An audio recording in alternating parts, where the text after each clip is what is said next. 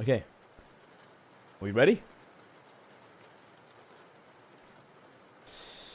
Let me begin the story by saying that I've had my fair share of ghost sightings in our house.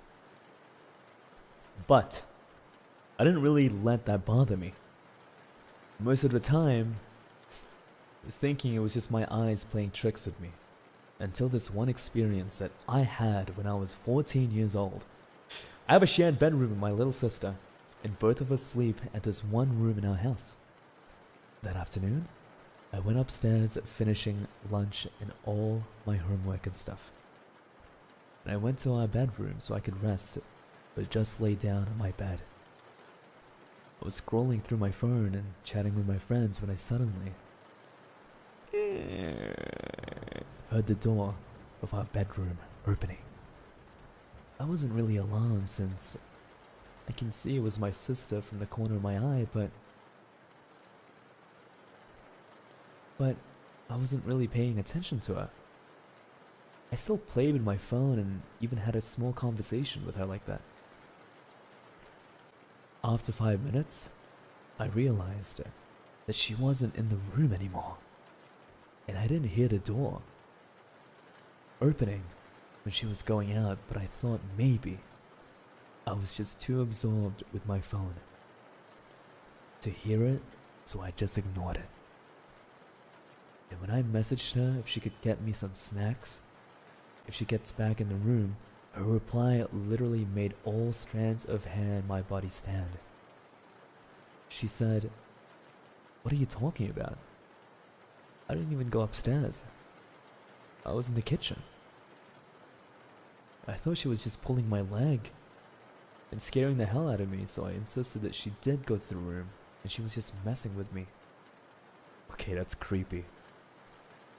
But when my mom confirmed that she was really in the kitchen with her the whole time, that really freaked me out. If she didn't go to our room, then who the hell was that? It turns out, what I thought was my sister who entered our room and who I had been talking with for 5 whole minutes was actually her doppelganger.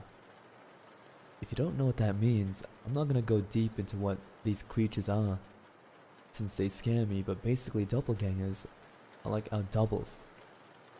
We still don't know if they're good or bad, since they can be either harmless or they could hurt you.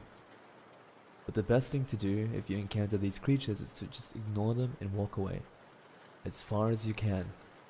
Don't look at them. Don't scream. Just be silent and pretend that nothing happened.